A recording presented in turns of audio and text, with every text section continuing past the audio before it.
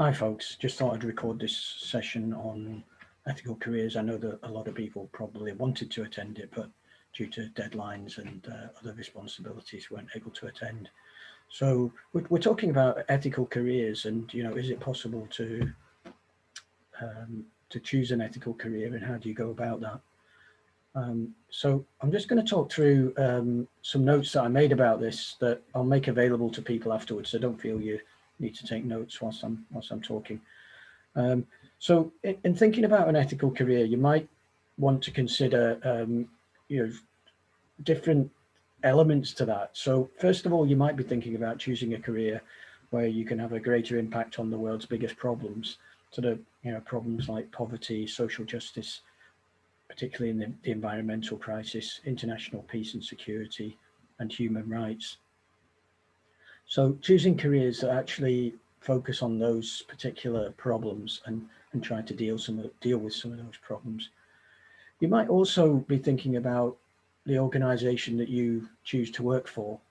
Even if you're not solving some of those big problems, you might want to make sure that you minimize the negative impact that organizations can have, that your organization treats people fairly and perhaps gives back to the communities.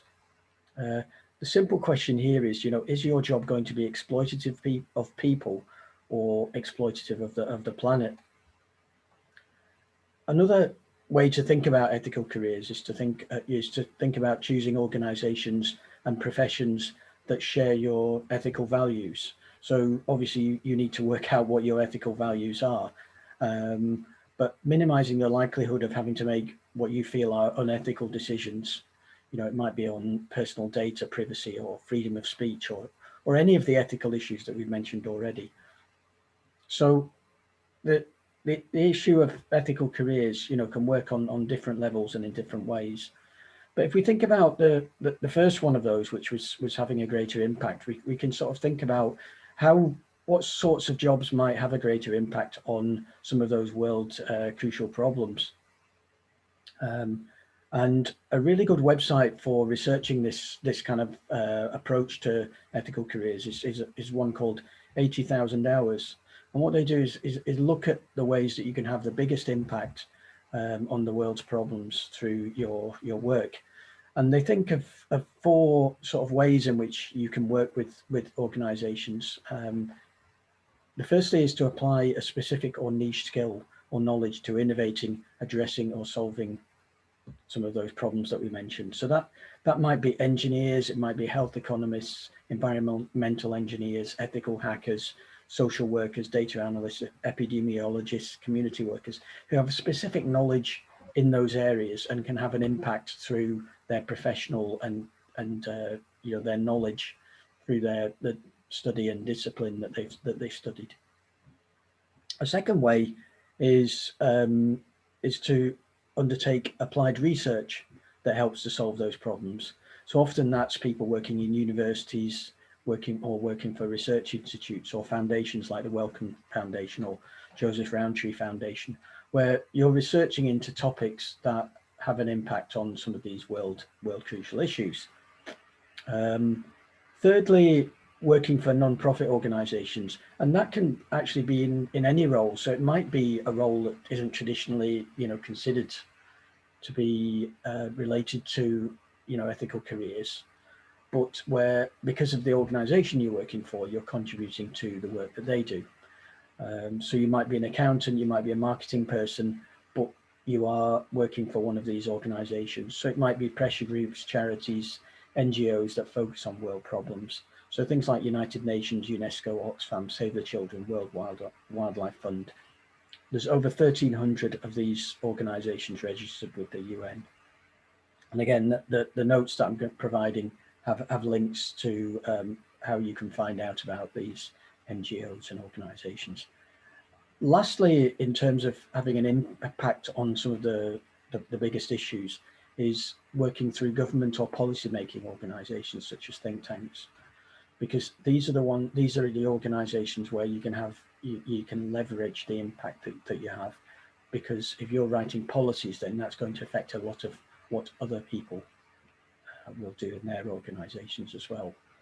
And they're often at national level, so it affects a whole country's activity, say, for example, in the environment. If you're influencing government policy on the environment, then that's going to have a knock-on effect on all the companies and all the individuals in that country. So, so there's quite a good scope for that type of having that kind of impact through that type of activity. So it might be the UK Government Research Service, it might be the Institute for Public Policy Research, the Equality and Human Rights Commission, the Work Foundation, many different organisations that contribute to national policy. So that's the sort of first way of having an ethical career, if you like, choosing to work in a field that has an impact on some of the world's major problems. Secondly, is working for an organisation that minimises its negative impact. So this is more about looking at the organisation that you work for, maybe doing your research and finding out, is the organisation an ethical company? Does it do the right type of things that fit with my values?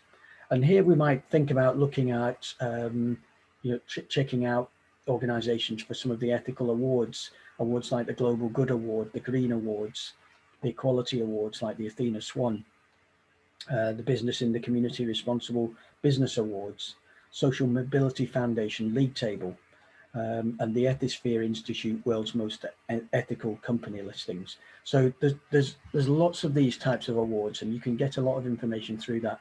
But also what I would be doing is thinking about checking the organization's mission statement, the annual report, maybe even ask them at interview. Obviously you need to take care with that it's done sensitively. Ask employers in your network or post on forums like Student Forum to find out what people think of the organization when they're working for the company. Visit their social media and find out less formally about what they're doing or not doing. You might want to extend this to think about, does the organization pay all its employees a living wage? Does it only use suppliers that pay the living wage? Does it profit only from ethically sound investments? But obviously, you've then got to think, how far do you go with this? Because you can take that stage after stage after stage, and you could spend all your time researching. So, you have to put a limit on it somewhere. You can also look at the ownership model of an organization, for example, cooperatives or employee-owned organizations, or membership organizations like the trade union movement, which work on behalf of their members' interest, and also might have a political agenda for equality and a fairer society. You need to find out how central ethics are to the organization. Often companies will have a corporate social responsibility agenda, but is it a matter of community relations, or is it a core philosophy?